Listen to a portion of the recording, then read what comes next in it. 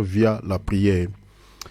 Toujours à titre de rappel, je ne cesserai de les faire parce que nous sommes les ministres de Dieu. La Bible dit Dieu ne fait rien sans avoir révélé son secret à ses serviteurs, le prophète. Amen. Donc, comme vous le savez bien, la situation géopolitique de notre monde n'est pas bonne, hein? n'est pas bonne. Donc, si vous regardez les informations, je crois que vous êtes déjà au courant de ce que je veux dire. Donc, par rapport à tout ce qui se passe à travers le monde, en tout cas, ça devient de plus en plus catastrophique. Donc, récemment ici, vous avez entendu ce qui vient de se passer, ou soit vous avez vu à la télé ce qui vient de se passer en Russie. Donc, voilà. Donc, il y a toujours des nouvelles qui ne sont pas bonnes. Ce qui se passe au Moyen-Orient là-bas entre l'Israël et la Palestine, ce n'est pas toujours bon. Donc il y a tendance, mes bien-aimés, qui est la Troisième Guerre mondiale. Parce que ce n'est pas bon. Mais nous les chrétiens, nous avons la charge de prier. Parce que ceux qui tirent les ficelles, derrière tout ce qui se passe dans certains pays, sont des gens connus. Vous comprenez? Donc derrière ces gens, c'est l'ennemi, c'est le diable. Mais ce sont des gens qui sont connus, ne sont pas inconnus. Voilà. Que ce soit ce qui se passe en RDC, entre la RDC et le Rwanda, tous les jours les gens meurent, mais aux yeux aussi de communautés internationales qui ne réagissent pas, qui ne font absolument rien. Ils ne font que parler, voilà, arrêtez. Et c'est pendant que les gens meurent tous les jours. Mais bien aimé, vous savez, si tu veux sentir le douleur ou la souffrance des autres, il faut se mettre à leur place. Malheureusement, aujourd'hui, même les chrétiens ne se mettent pas à la place des autres. Et pour cela, on a perdu la compassion, on a perdu même l'amour. Parce que vous ne pouvez pas aimer quelqu'un si vous ne portez pas cette personne-là dans votre cœur. Or, le plus grand commandement, le commandement nouveau que le Seigneur nous a laissé, c'est l'amour. Mais ce fruit de l'esprit a disparu dans la plupart de nos assemblées. Nous voulons plus bâtir des briques, construire des églises, ouvrir des assemblées ça et là, pour être une grande communauté, mais on ne bâtit pas les personnes. On néglige des âmes. Donc, il n'y a plus la différence entre les chrétiens et les païens. Quand on regarde même la tenue vestimentaire de certains chrétiens, c'est scandaleux, quoi. Alors, la situation géopolitique n'est pas bonne. Donc, nous devons, mes bien-aimés, prier à des moments comme ceci, parce que tout ce qui se passe à travers le monde, je ne cesserai de le dire, c'est l'accomplissement des prophéties bibliques. C'est l'accomplissement des prophéties bibliques. Donc, cela ne s'arrêtera pas. Parce que ceux qui pensent que ça va s'arrêter, cela ne s'arrêtera pas. Ça va aller comme ça jusqu'au retour du Seigneur Jésus-Christ. Pourquoi? Parce que, vous savez, l'Antichrist ne peut pas faire son apparition, mes bien-aimés, sans qu'il y ait quelques raisons. Sans qu'il y ait quelque chose, de scandaleux, quelque chose de mal sur la terre. Parce que si vous regardez, vous lisez la prophétie de Daniel chapitre 7, vous allez voir que la Bible dit, avant que les bêtes ne paraissent, il y a eu d'abord l'irruption sur la mer. Ça, c'est un langage énigmatique. La mer dont on parle, c'est au fait l'image de ce monde. Et les bêtes qui étaient sorties de la mer, les bêtes là représentent des royaumes ou des rois. Mais toutes ces bêtes-là représentent en réalité une seule entité qui est la bête ou l'antichrist qui régnera sur cette terre après le départ de l'Église. Mais cette bête-là, selon la prophétie de Daniel, ne peut pas paraître sans qu'il y ait l'irruption sur la mer. Or, celui qui avait agité la mer, la Bible dit quoi? C'était le vent. Or, vous savez tous, mes bien-aimés, selon la parole, le vent représentait les esprits. Hein? Lisez Hébreux chapitre 1 verset 7. Il a fait de ses anges de vent. Or, les esprits dans ce contexte, le contexte de la prophétie de Daniel, les esprits là, ce ne sont pas des anges de Dieu, mais ce sont des anges déchus. Donc, agiter la mer, dans un langage simple, veut dire tout simplement les troubles, voilà, des souffrances, voilà, il y aura des attentats, voilà, tout ce qui est des guerres, voilà. Donc, il n'y aura pas la paix. Ça va tirer à gauche, ça va tirer à droite, voilà. Alors, au travers de ces troubles, l'Antichrist fera son apparition, c'est-à-dire la bête va apparaître. Maintenant, quand il apparaîtra, ainsi la mer va devenir calme. Donc lui, il viendra d'abord, vous savez que le premier règne de l'Antichrist, il viendra comme un homme de paix.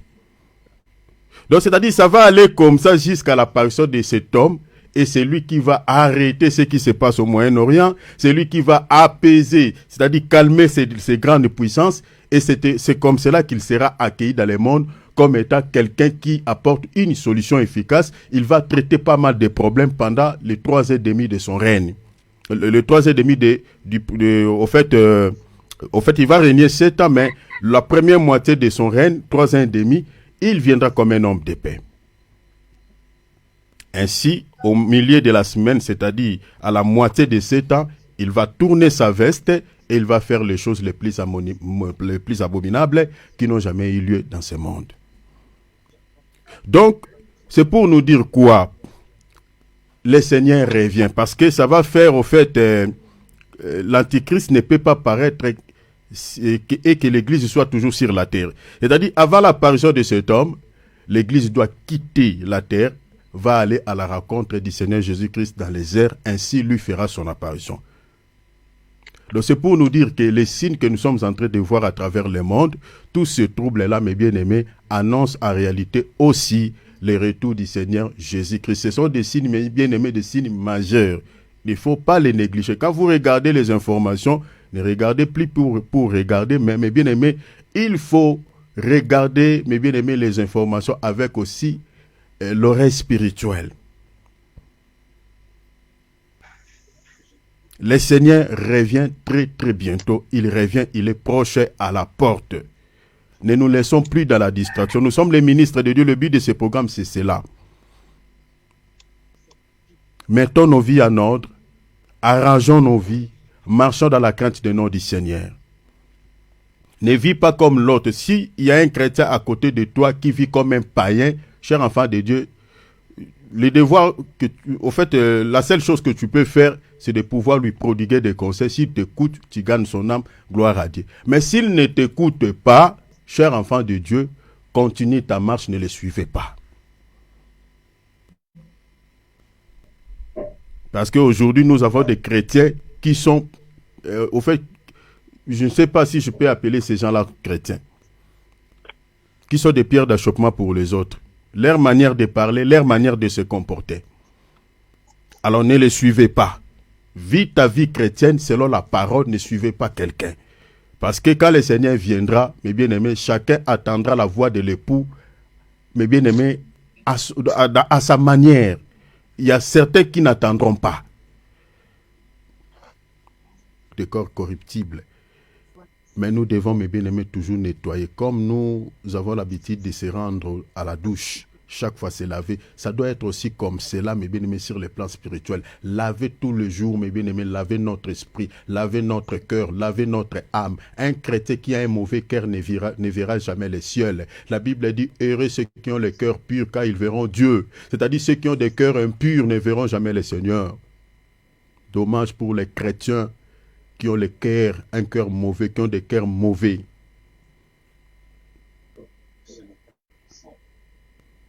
Ne garde pas l'amertume, même si quelqu'un t'a fait beaucoup de mal. Ne garde pas, mes bien-aimés, la rancœur. Ne garde pas. Ton cœur, c'est le temple du Saint-Esprit.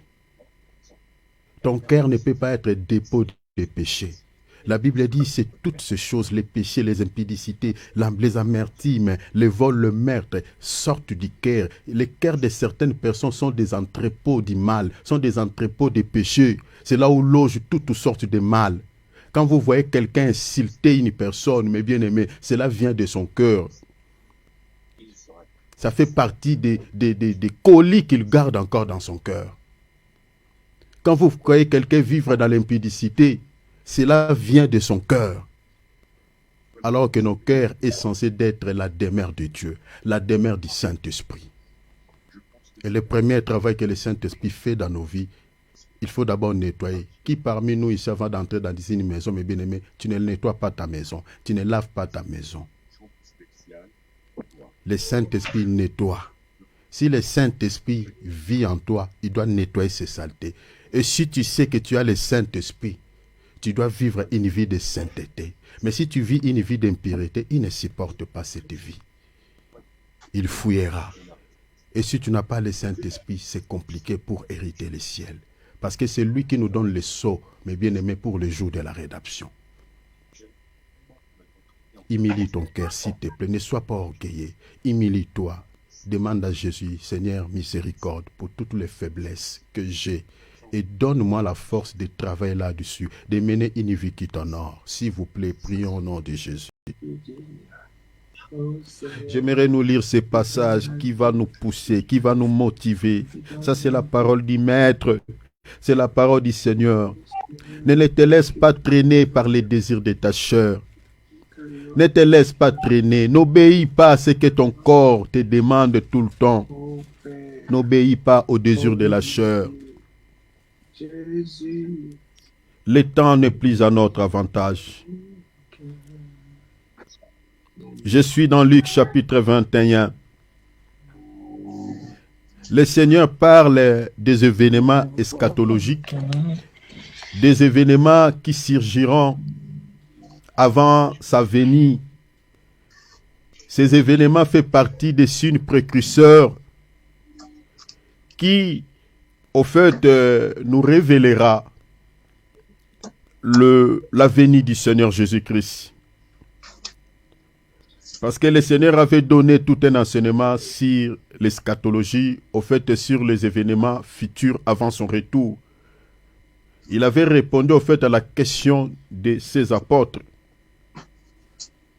Si vous lisez à partir du verset premier, vous allez comprendre. Il a répondu, au fait, à partir du verset 5. Ils ont demandé au Seigneur par rapport... lisez tous les chapitres, au fait.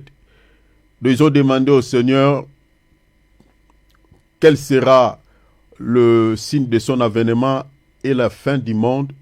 Et puis, ils avaient demandé aussi au sujet de la destruction du temple.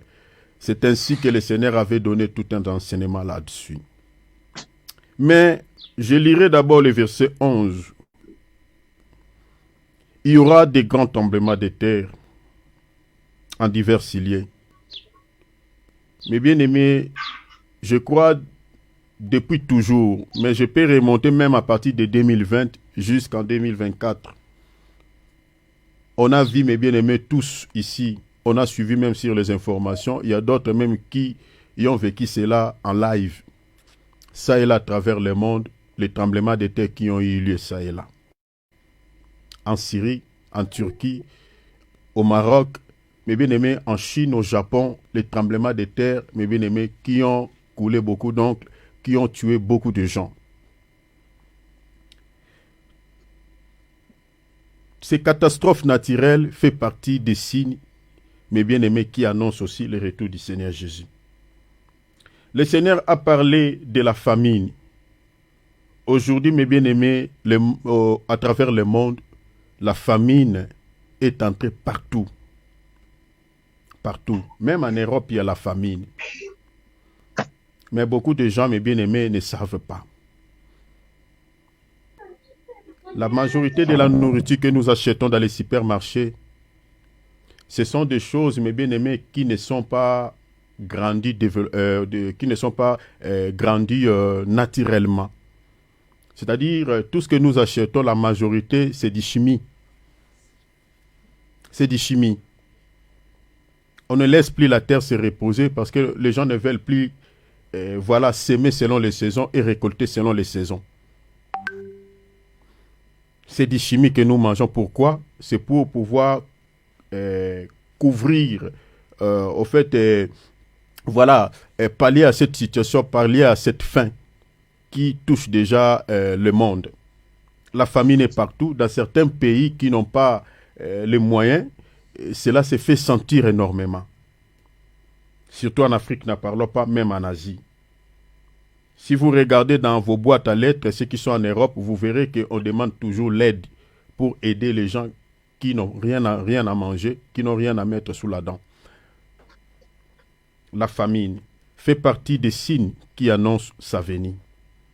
Le Seigneur a parlé des phénomènes terribles, des grands signes dans le ciel. Il a parlé énormément, beaucoup de choses. Mais regardez, dans les versets, si vous lisez, voilà, jusqu'en bas, il parle des guerres et des bruits de guerre, comme je viens de dire. Mais pour pouvoir, mes bien-aimés, rester toujours debout, pour pouvoir, mes bien-aimés, rester toujours dans la foi, dans les versets 24, c'est là où je suis. Il dit, prenez garde à vous-même des craintes que vos cœurs ne s'apaisantisent par les excès du manger. Verset 34.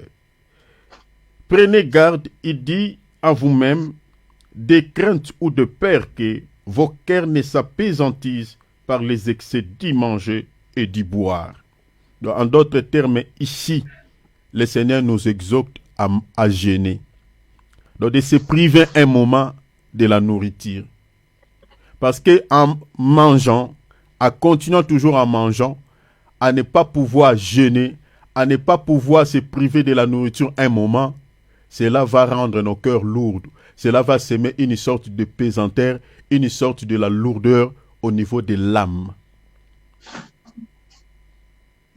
Et quand l'âme devient lourde sur le plan spirituel, c'est ça, mes bien-aimés, le début de l'assoupissement du sommeil. Tu auras du mal à rester pendant un temps dans la présence de Dieu.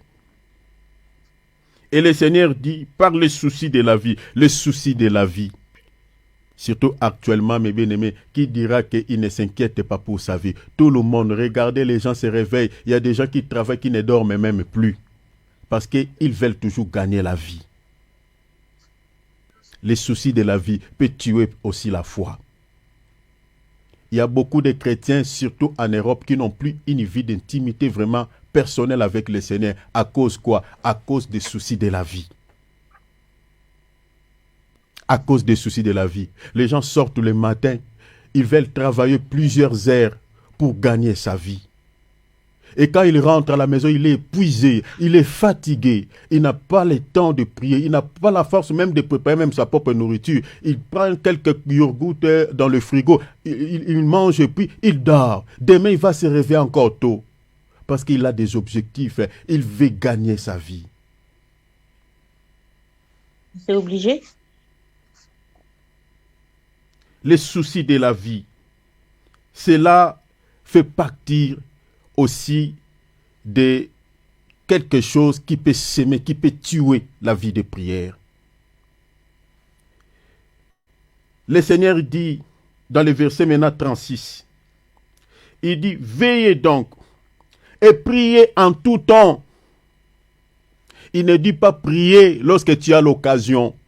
Il dit prier à tout temps. Tous les temps. Il demande de la vigilance. Tu peux aller au travail. Tu peux aller chercher, quelque chose, effectuer un voyage. Mais le Seigneur dit vigilance. Veillez sur quoi? Veillez sur ta vie relationnelle avec le Seigneur. Veillez sur ta vie de prière. Veillez sur la vie de la méditation de la parole. Parce que ce sont ces deux rames qui font ta force. Si tu la négliges à cause des soucis de la vie, si tu la perds à cause, parce que tu dois te rendre au travail le matin et que tu retournes le soir, tu n'as plus le temps de développer cette vie d'intimité avec le Seigneur.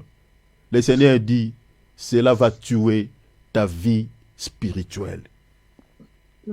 Tu manges, tu bois, mais à un certain moment, le Seigneur veut que tu te prives aussi de la nourriture pour fortifier un peu ton esprit, pour fortifier un peu ton âme. On devient fort sur le plan spirituel, mais bien aimé des fois, quand on se prive de la nourriture. Notre modèle, le Seigneur Jésus, il a jeûné 40 jours, 40 nuits. Il dit, veillez et priez en tout temps, afin que vous ayez quoi? De la force. C'est-à-dire, quand on jeûne, quand on prie, on est fort sur le plan spirituel. Il y a beaucoup de chrétiens, on les bat sur le plan spirituel. Ils dorment, les sorciers viennent l'étrangler au cou pendant la nuit. Ces chrétiens-là, ce sont des chrétiens qui ne sont pas forts sur le plan spirituel. Il y a des chrétiens, on peut lancer une mauvaise sorte de loin par les ennemis et l'atteignent. Et l'atteignent. Je suis désolé, j'avais entendu à Kinshasa un chrétien, on a jeté un mauvais sort qu'on appelle Mbassou sur lui. Le jambe est gonflé. J'ai dit, quel genre de chrétien? Ces chrétiens-là, c'est qu'il y a des portes qui sont ouvertes, c'est qu'il n'est pas fort sur le plan spirituel. Parce que sur le plan spirituel, nous avons des armes qui nous protègent contre les traits enflammés de l'ennemi. Et toi, tu n'as pas ces armes, comment?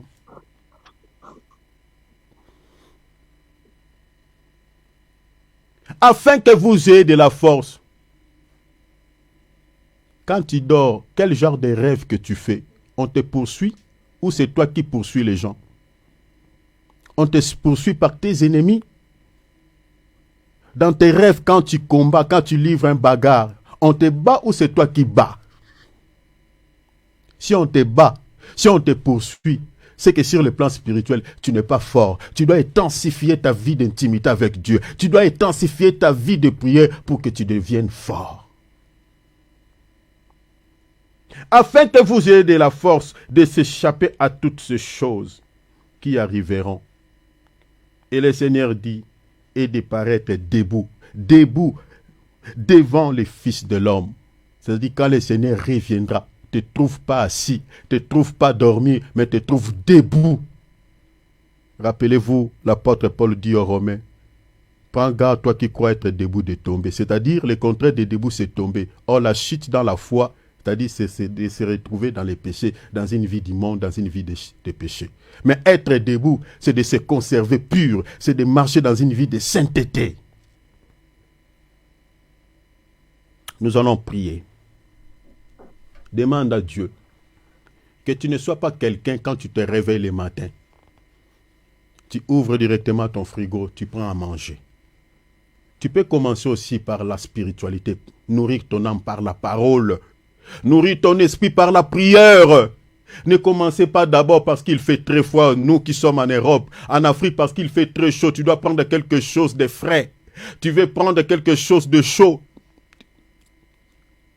Commencez d'abord à nourrir ton âme même par la prière. Prenez même 1 heure dans la présence de Dieu. Adorez Dieu, chantez à son honneur. Prenez le temps, prenez le temps. Parce que ton salut en dépend. Nous allons demander à Dieu que cela ne soit pas, parce que si tu veux le faire par tes propres efforts, tu n'arriveras pas. Mais il faut demander l'aide. Demande à Jésus, parce que le Seigneur dit, sans moi, vous ne pouvez rien. Tout ce que tu veux faire pour le Seigneur, la prière, le jeûne, il faut demander de l'aide. Je suis dans la présence de Dieu. Aujourd'hui, c'est mon dernier jour, ça fait 3 jours. Ce n'est pas pour se vanter, je ne mange pas. Mais je sens la force, une force comme pas possible. J'ai compris que mes bien-aimés, quand on demande de l'aide auprès de Dieu, le Seigneur peut t'aider, même aller 1 semaine, même aller 21 jours, sans rien manger. Si tu demandes vraiment, sincèrement auprès de Dieu, si tu demandes à Dieu, il peut te fortifier. Tu peux être quelqu'un de l'estomac, mais tu ne le sentiras pas. Si tu pries vraiment le Seigneur, prions, mes bien-aimés, que nous soyons forts sur le plan spirituel. Et le Seigneur dit, cela nous aidera aussi à rester toujours debout, dans une vie de sainteté. Il y a des chrétiens qui tombent dans le péché parce que, sur le plan spirituel, ne sont pas forts. Ce qui peut te rendre fort, c'est le jeûne et prière. Mais quand tu négliges, mes bien-aimés, ces solutions que le Seigneur nous a données pour vaincre sur le plan spirituel, pour vaincre le péché, pour vaincre les esprits méchants, mes bien-aimés, tu seras toujours un chrétien qui pleure. Tu vas continuer à déranger les hommes de Dieu. Oh, serviteur de Dieu, je ne me sens pas bien. Voilà les rêves que je fais. Tu vas continuer. Bien aimé, voici les solutions. Sois fort sur le plan spirituel. Se priver de la nourriture. Prenez le temps avec le Seigneur. Éloigne-toi de TikTok un moment. Éloigne-toi de la télé. Éloigne-toi des séries télévisées. Supprimez toutes ces choses pendant un temps aussi. Et prends le temps, mes bien-aimés, de développer une vie, de rester dans la présence de Dieu, de développer une vie d'intimité avec le Seigneur. Oh, sans lui, nous ne pouvons rien. Mais je nous invite à prier. Alléluia. Demandons l'aide de Dieu. Prie de tout ton cœur. Demande Jésus. Alléluia. Alléluia. Oh de Jésus. Si tu as encore des faiblesses, si tu as encore quelques faiblesses, mes bien-aimés, n'attendez pas qu'on te donne une parole de connaissance.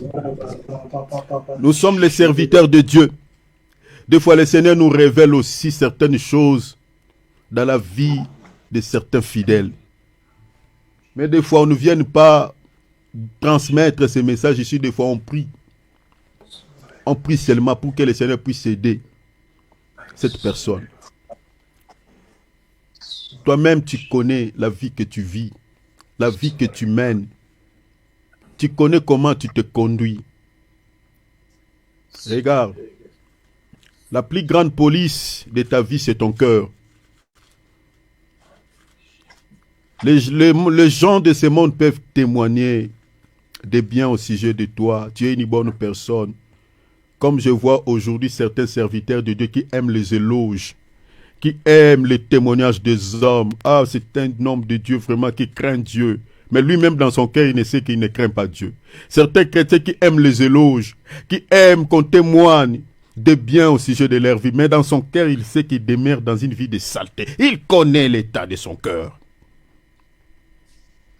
Je suis dans l'épître de Jean, chapitre 1er. Je lis le verset 20. Le Seigneur dit, je lirai aussi le verset 21.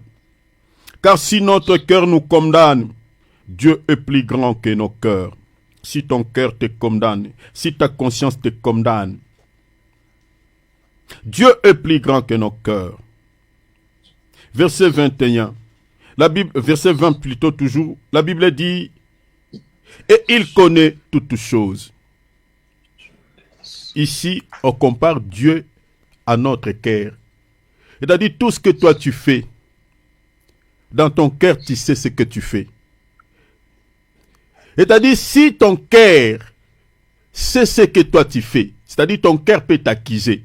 Ton cœur est une police, ta conscience est une police, peut t'arrêter. Et on compare ici le cœur à Dieu. On dit de la même manière ton cœur peut t'accuser, de la même manière que Dieu aussi connaît tout ce que tu fais et peut t'arrêter. Bien-aimé, verset 21. Si notre cœur ne nous condamne pas, nous avons de l'assurance devant Dieu. C'est-à-dire si dans ton cœur tu sais que tu te conduis bien, sache-le même au ciel, Dieu sait que tu te conduis bien. Tu es une bonne personne. Mais si tu as des faiblesses, je ne sais pas ta faiblesse, mais tu dois demander à Dieu. Moi, je suis évangéliste. Vous ne me verrez pas, mes bien-aimés, prêcher souvent sur des bénédictions. Oui, je peux bien prêcher. Mais mon objectif, mes bien-aimés, par rapport à mon ministère, c'est que nous puissions, mes bien-aimés, être qualifiés au jour de l'enlèvement. Que nous puissions être qualifiés au ciel, mes bien-aimés. Que quand le Seigneur reviendra, que nous puissions tous, mes bien-aimés, se retrouver dans les heures à la rencontre de notre époux. J'aimerais que tu pries. Sois sincère avec ton cœur. Prie pour tes faiblesses. Si tu rumines encore les gens dans ton cœur qui t'ont fait du mal, fais-les sortir. Parce que si le Seigneur te trouve, que ton cœur devient comme une prison, où chaque fois tu te rappelles du mal que cette personne t'avait fait, et que tu rumines sur cette personne-là, tu as l'amertume dans ton cœur, tu as toujours le sentiment de l'injustice, tu as toujours ce sentiment de se faire justice, tu n'attends pas quelque chose de bien de la vie de cette personne, tu souhaites qu'un mal puisse l'atteindre pour que tu te sens, dans ton cœur, tu te sens un peu soulagé, tu te sens un peu bien. Ah voilà, Dieu l'a payé pour le mal qu'il avait fait. C'est ça ce qu'on appelle l'amertume. Tu attends de mauvaises nouvelles de la part de cette personne. Fais-les sortir de cette prison. Fais-les sortir, pardonne-les. Que ton cœur soit pur. Que ton cœur soit libéré de l'amertume, de la haine. Je ne sais pas encore ce que tu fais, la faiblesse que tu as. Cette faiblesse-là peut être aussi un obstacle pour que tu sois enlevé ce jour-là. Il a dit à cet homme qui cherchait à pouvoir hériter le ciel, il dit, j'obéis à tous les commandements. Parce qu'il avait posé une question, il dit, que dois-je faire pour hériter la vie éternelle? Le Seigneur lui a dit de respecter tous les commandements. Il dit, Seigneur, j'observe tout depuis ma jeunesse. Il dit, non, il te manque une chose. C'est-à-dire, les gens rateront le ciel pas pour plusieurs choses, même pour une seule chose. Le péché là que tu gardes là peut être un obstacle pour que tu sois pris le jour où le Seigneur viendra nous chercher. Alors prie, travaille là-dessus. Quand on s'habitue à faire le mal, mes bien-aimés, ça deviendra ta vie. Mais ne t'habitue pas. Parce que tu te rendras compte ce jour-là, mais ça sera trop tard. Tu pleureras amèrement. Ne t'habitue pas. Ne t'habitue pas. Le péché, le mal ne soit pas ta vie. Sois conscient des actes que tu poses. Sois conscient de ce que tu poses comme action. Et demande, prie, dis Seigneur, je me suis habitué à faire ce mal. Je me suis habitué, Seigneur, à vivre dans la compromission, se comporter comme un païen. J'ai éliminé beaucoup de gens qui m'ont fait du mal dans mon cœur. Il y a d'autres personnes même qui sont mortes, mais toi tu les gardes encore dans ton cœur. Tu as toujours les mauvais. Cher enfant de Dieu, fais-les sortir, pardonne. Demande l'aide de Dieu, que le Seigneur puisse t'aider à vaincre toutes ces faiblesses, à surmonter tous ces mal, à surmonter tout ce que tu as subi comme déception, tout ce qui t'ont choqué dans la vie. Et demande à Dieu qu'il te donne la capacité de le pardonner, de le faire sortir de ton cœur, que ton cœur soit nettoyé des blessures intérieures, que ton cœur soit nettoyé des blessures de l'âme, que ton cœur soit, je ne sais pas pourquoi je m'attelle là-dessus. Alléluia. Peut-être ça peut être toi. Et fais sortir, sois guéri des blessures intérieures. Et demande à Jésus qui te sanctifie, qui te purifie.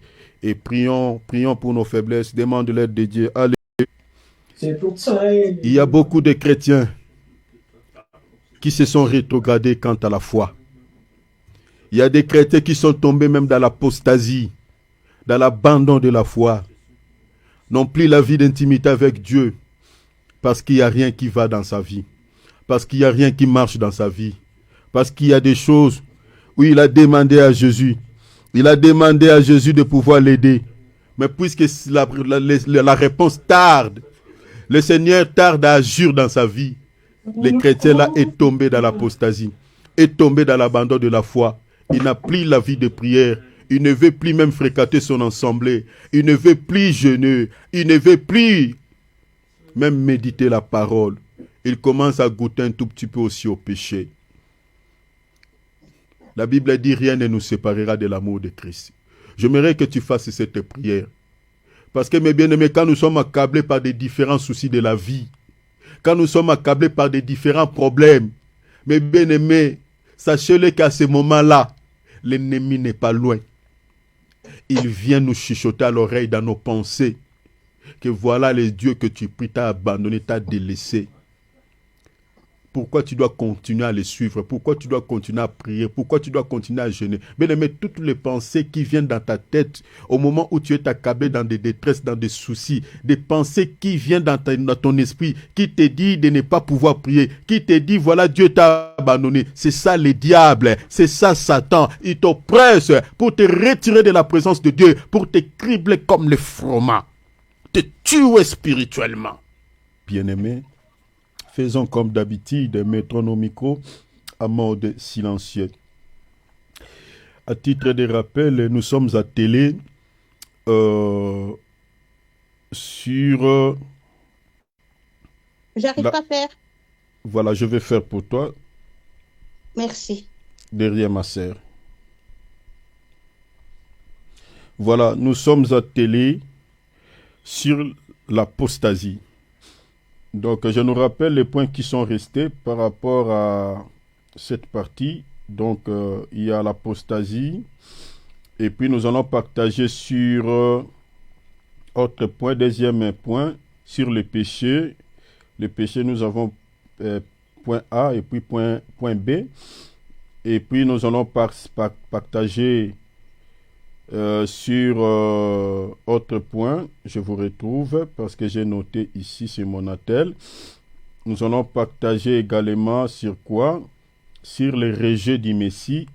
Ça, c'est le troisième point. Et puis en dernier lieu, nous allons partager sur le meilleur avenir, c'est la vie éternelle. Nous allons clôturer notre thématique par rapport à ces quatrième points. Nous allons partager sur le meilleur avenir. Il n'y a rien d'autre que la vie éternelle. Alors prenons nos Bibles, prenons nos calepins, nous partageons sur l'apostasie. Comme j'avais dit, je réitère, l'apostasie, j'avais tantôt dit, parce que nous sommes entrés, notre thème principal, c'est un faux pas peut ruiner tout son avenir. Nous avions déjà partagé sur cette thématique dans l'aspect physique, et là, nous touchons l'aspect spirituel. Donc nous sommes en train de partager sur un faux pas qui peut ruiner l'avenir d'une personne, mais sur le plan spirituel. Alors, j'avais tantôt dit que l'apostasie, parce que j'entre directement dans mon sujet, j'avais dit que l'apostasie veut tout simplement dire l'abandon de la foi, veut dire aussi l'égarement, parce que c'est un mot qui vient du grec, donc explique tous ces mots en français, veut dire aussi la désertion, vous voyez, donc c'est-à-dire où s'écarter du droit chemin. C'est ça ce qui veut dire l'apostasie. Alors, selon l'épître aux Thessaloniciens, ce mot, c'est un des signes majeurs qui caractérise la venue du Messie ou la montée de l'Antichrist, l'apparition de la bête. Parce qu'il faut comprendre que l'apparition de la bête se fera au moment où l'Église part à l'enlèvement et puis la bête va faire son apparition. Ça se fera comme ça. C'est-à-dire l'Église part et la bête monte. Ça se fera comme ça. Alors, l'apostasie, c'est un des signes, mes bien-aimés précurseurs, qui nous montre que nous sommes à la fin des temps. Alors, ces mots, comme je viens de dire, j'aimerais d'abord qu'on lise l'Écriture. Nous sommes dans 2 Thessaloniciens chapitre 2, verset 3. La Bible dit que personne ne vous séduise d'aucune manière, car il faut que l'apostasie soit arrivée auparavant et qu'on ait vu paraître l'homme du péché, c'est-à-dire l'Antichrist, le fils de la perdition. Donc tout ça, ce sont ces appellations. Donc quand vous entendez dans la Bible le fils du péché, l'homme du péché, le fils de la perdition, la bête, l'homme impie, mais bien aimé, c'est toujours lui. C'est toujours l'Antichrist. Vous voyez, ça sera un homme en chair et en os, mais bien aimé, qui va diriger le monde auquel nous vivons après le départ de l'Église à la rencontre du Seigneur Jésus-Christ dans les airs. Cet homme-là, mes bien-aimés, au moment où nous sommes en train de parler, il est déjà là dans le monde, mais personne ne le connaît. Mais il est là. Peut-être c'est parmi les dirigeants qui nous dirigent dans ce monde. Mais il est là.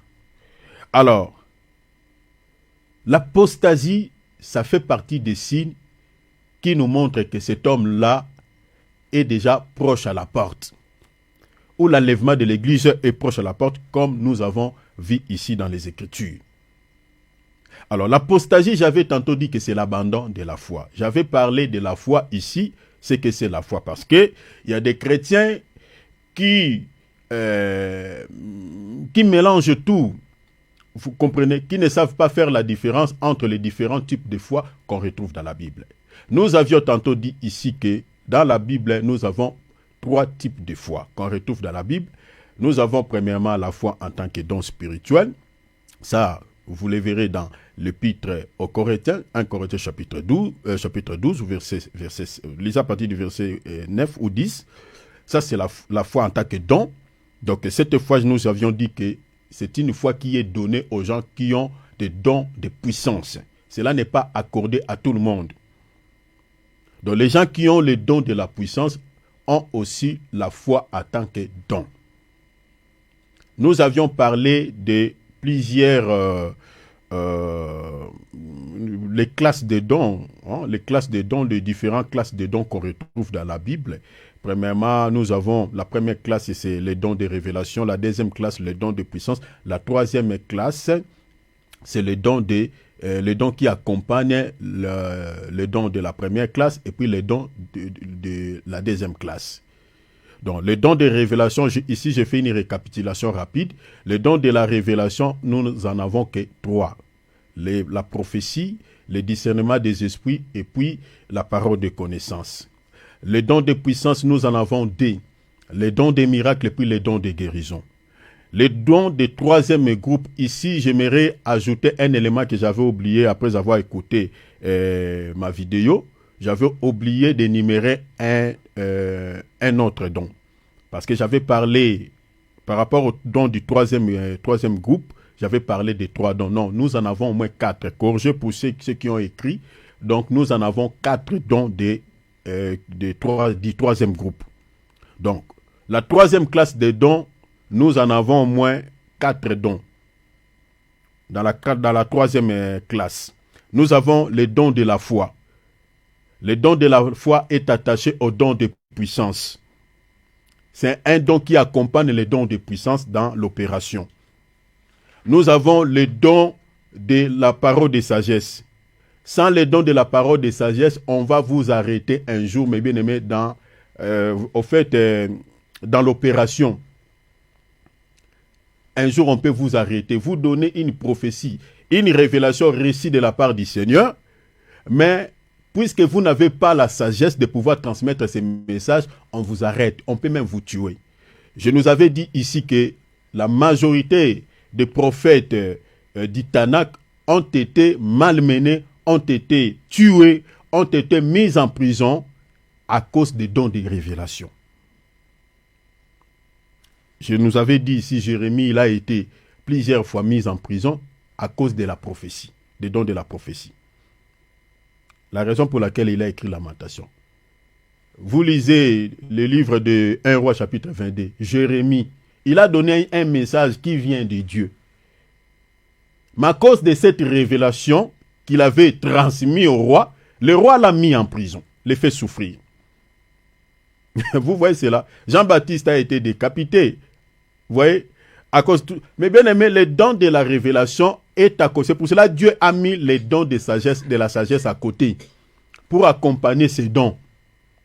Sans les dons de la sagesse, mes bien-aimés, vous allez commettre les erreurs. Vous avez reçu un message authentique, mais vous avez mal transmis les messages, mes bien-aimés. Ça peut mettre votre vie dans une situation d'inquiétude. Regardez Nathan, le prophète qui avait reçu une révélation de la part de Dieu pour pouvoir parler au roi David, mais regardez la voix de la sagesse qu'il avait emprunté pour communiquer ses messages. Vous comprenez? Donc s'il était venu directement dire à David, toi, regarde, ainsi parle le Seigneur comme Jérémie parlait, comme Esaïe parlait, on pouvait aussi peut-être inquiéter sa vie. David pouvait peut-être faire quelque chose d'inquiétude dans sa vie. Parce que le roi est une autorité. Vous ne pouvez pas lui parler comme on parle à un gamin. Vous avez reçu un message de la part de Dieu, mais il faut savoir comment transmettre ça. C'est pour cela, les dons de la sagesse, le Seigneur l'a mis là pour pouvoir accompagner ces dons. Nathan a pris une voix parabolique, une voix de la sagesse, pour transmettre cette révélation qu'il avait reçue de la part de Dieu au sujet de David, qui avait commis un délit, vous comprenez, qui avait affligé le cœur du Saint-Esprit en prenant la femme de son soldat. Donc, le don de la sagesse accompagne. Frère David, toi qui m'avais demandé, voilà l'opération, voilà, j'explique un tout petit peu. Donc, le don de la sagesse accompagne les dons de révélation, accompagne également les dons de puissance. Parce que même quand vous êtes entré, si vous avez les dons de la puissance dans l'opération, vous avez aussi besoin du don de la sagesse. Vous comprenez? Donc, vous ne pouvez pas prier pour toutes les personnes de la même manière. De la prière que tu vas faire pour une autorité, une personne qui est élevée en dignité, tu ne feras pas tu ne feras pas au fait, tu vas pas prier de la même manière que tu pries pour un fidèle simple. Non. Vous comprenez? Donc, même dans l'opération, si vous avez les dons de la puissance, vous avez aussi besoin des dons de la sagesse pour savoir comment tu peux prier pour chaque personne. C'est très important. Pendant, par exemple, Poutine est venu, par exemple, il a une maladie, il est venu, voilà, il te demande une prière, tu dis non, viens à la permanence, tout ça, tu vas te placer comme tout le monde, je vais prier pour toi. Non, quand même, il est une autorité. Vous comprenez? Donc, la manière dont tu vas prier pour certaines personnes, lui, vous comprenez, ça c'est la sagesse. Alors, ça c'est le deuxième groupe, je parlais de la foi qui fait partie du don du troisième groupe, et les dons de la sagesse. Et quatrième don, c'est les dons. Ça, ce n'est qu'une parenthèse, ce n'est pas vraiment dans notre sujet, mais c'est important de pouvoir souligner ces choses. Et troisième don, c'est l'interprétation des langues. Tous les messages que nous recevons, les dons, prenons par exemple les dons de prophétie et les dons de révélation. La majorité, Dieu nous transmet ces dons à des langues des anges. La majorité. La plupart des gens qui prophétisent, des fois, ils prophétisent dans la langue des anges. Il y a parfois certaines personnes prophétisent aussi dans la langue des hommes, mais peut-être dans un langage peut-être que vous n'entendez pas. Vous pouvez trouver quelqu'un qui prophétise dans l'église, par exemple, en chinois. Vous êtes dans un pays francophone, mais vous ne comprenez pas ce qu'il dit en chinois. Et vous ne saurez pas, même s'il n'y a pas un chinois dans votre assemblée, vous ne saurez même pas qu'il prophétise en chinois. Parce que dans la Bible, nous avons la langue des hommes et la langue des anges. Quelqu'un qui peut prophétiser en arabe, vous êtes dans un pays où vous parlez l'anglais, vous ne comprenez pas l'arabe. Vous comprenez? Ou soit la personne prophétise dans une langue des anges. En ce moment-là, vous avez besoin du don du troisième groupe qui n'est rien d'autre que l'interprétation des langues. Voilà pourquoi l'apôtre Paul dit que celui qui prophétise demande aussi à Dieu, vous comprenez, les dons de l'interprétation des langues. Donc ça, c'est le troisième don qui fait partie du don du troisième groupe. Alors, quatrième don, c'est les parler en langue. Vous voyez? C'est les parler en langue. Donc, les parler en langue comme étant... les parler en langue, c'est-à-dire quelqu'un qui s'exprime en langue, qui s'édifie lui-même. Vous comprenez? Il parle dans une langue que lui-même ne comprend pas. Ça, c'est fait partie du don du troisième groupe. Et souvent... les par la langue, toutes les prophéties viennent aussi dans la langue des anges ou dans la langue des hommes, mais peut-être on ne comprend pas certaines langues des hommes et la langue des anges, encore moins la langue des anges, on ne comprend pas cela. C'est pour cela qu'on a besoin de l'interprétation. Alors, comme je viens de dire que le don de puissance est associé au don de la foi, le don du troisième groupe est associé à ces dons. C'est-à-dire ceux qui ont le don de puissance, souvent le Seigneur leur donne aussi le don de la foi. Il y a des gens, mes bien-aimés, qui ont le don de puissance, c'est-à-dire, parce que ces dons Dieu a donné, cela n'a pas donné ces dons seulement aux ministres de Dieu, mais il a donné ces dons aussi même aux gens, aux fidèles, qui nous écoutent, qui assistent sur des chaises. Il y a certains qui... C'est pour cela, dans une église, un homme de Dieu doit aussi savoir les dons que Dieu a distribués à certaines personnes, même qui nous écoutent dans la foule. C'est très important parce qu'il y a des gens qui ne sont pas des ministres de Dieu, mais Dieu l'a donné une capacité, parce que les dons, c'est une capacité. Dieu l'a donné un don de puissance. S'il prie pour quelqu'un qui est malade, il est automatiquement guéri. Il y a des gens comme ça qui nous écoutent dans la foule. Maintenant, c'est aux hommes de Dieu de pouvoir dénicher ce don au sein de l'Église. C'est très important. Alors, le don de la foi est associé à ces dons. Alors, ça, c'est la première type au fait, qu'est-ce que je disais? Je parlais de trois différents types de foi qu'on retrouve dans la Bible. Je dis d'abord que la première type de foi, c'est la foi en tant que don. Alors, deuxième type de foi, c'est la foi en tant que fruit de l'esprit. J'ouvre encore une parenthèse. J'avais tantôt dit que le fruit de l'esprit est supérieur, vous voyez, la foi plutôt en tant que don est supérieure au don de la foi. Vous comprenez? Qu'est-ce que je dis? Je dis ceci, je réitère. Je dis que la foi en tant que fruit est supérieure à la foi en tant que don. Vous comprenez? La foi en tant que fruit, pour ceux qui écrivent, vous pouvez noter, je dis qu'elle est supérieure à la foi en tant que don. Les fruits de l'esprit en général sont supérieurs aux dons spirituels. Je crois que j'ai partagé même quelque chose sur la toile. Pour ceux qui sont amis avec moi sur Facebook, je crois qu'ils ont... Merci Maman Adrienne pour les commentaires que tu as fait. J'ai beaucoup aimé. Donc, merci Maman. Donc, ils ont vu ce que j'ai partagé. J'ai partagé sur le fruit de l'esprit. Je crois que si Dieu nous donne le temps, il y a beaucoup de choses à dire. Il y a beaucoup de thèmes à partager. On partagera sur la supériorité des fruits de l'esprit aux dons spirituels. On partagera sur ça. Pourquoi? Parce qu'aujourd'hui, les chrétiens s'attachent aux dons spirituels. Les chrétiens s'attachent aux hommes de Dieu qui manifestent les dons spirituels. Vous comprenez? Ils aiment les gens qui ont ces dons, qui ont, voilà, la manifestation de ces choses. Mais par contre, ces chrétiens-là ne s'intéressent pas peut-être aux chrétiens qui manifestent ou qui portent le fruit du Saint-Esprit. Regardez dans toutes les églises où il y a des dons spirituels, vous verrez qu'il y a des foules, il y a plus de gens. Dans les églises où l'homme de Dieu s'attelle seulement à prêcher sur le fruit de l'esprit, hein, quand je parle de fruit de l'esprit, c'est-à-dire la repentance fait partie des fruits de l'esprit, la crainte de Dieu fait partie des fruits de l'esprit, l'humilité fait partie des fruits de l'esprit. Il y a des passages, hein, si vous voulez, je peux vous les fournir. Parce qu'il y a des gens qui ne savent pas que la repentance ou la crainte de nom du Seigneur fait partie du fruit du Saint-Esprit. Vous voyez, ce n'est pas seulement Galates 22. Il y a le fruit qui se trouve dans d'autres passages de la Bible. Maintenant, dans les églises où on prêche sur ces choses, vous allez voir, il y a peu de gens, les gens ne s'intéressent pas vraiment.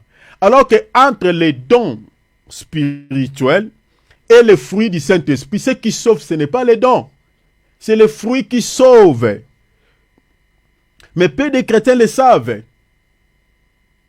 Le Seigneur a dit dans Jean chapitre 15, il dit, tout arbre qui ne porte pas de fruits sera coupé et jeté au feu. Et puis il dit, dans Jean toujours 15, dans les versets 8, je crois, ou 9, il dit, si vous portez beaucoup de fruits, tu seras appelé mon disciple. C'est-à-dire, si tu veux être disciple, tu veux être connu en tant que disciple de Jésus-Christ, tu dois manifester, tu dois porter les fruits et non les dons. On n'est pas disciple de Christ, mes bien-aimés, si on manifeste les dons. Non. Attends, j'aimerais vous lire ça rapidement. Jean chapitre 15, vous pouvez noter. Jean 15, hein? Notez Jean 15. Je lis les versets 8. Jésus dit, si vous portez beaucoup de fruits, c'est ainsi que mon Père sera glorifié et que vous serez mes disciples. Vous voyez?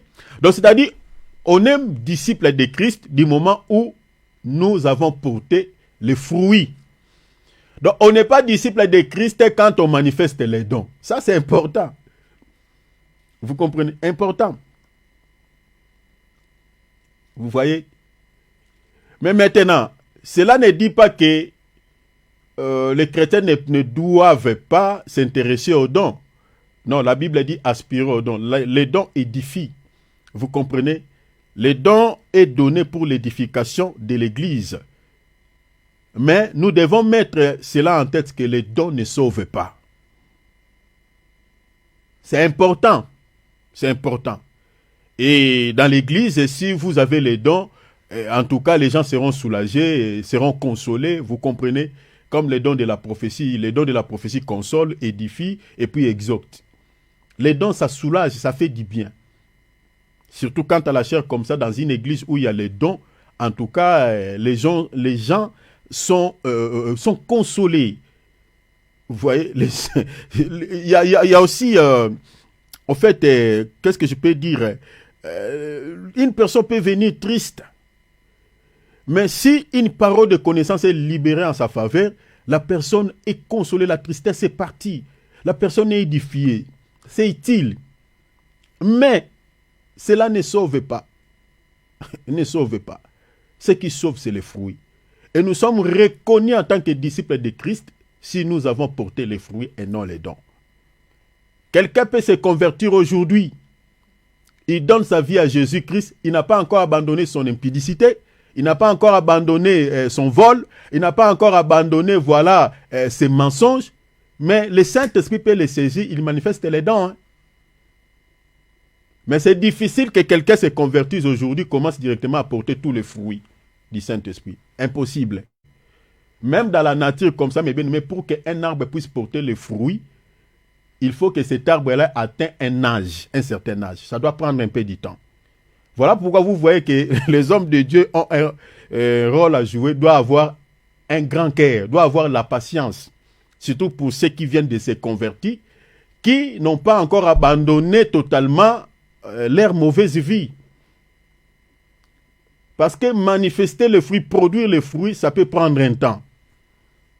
Parce que quand vous semez un arbre aujourd'hui, cet arbre-là ne portera pas le fruit de son jeune âge. Il doit atteindre un âge de maturation pour pouvoir manifester le fruit.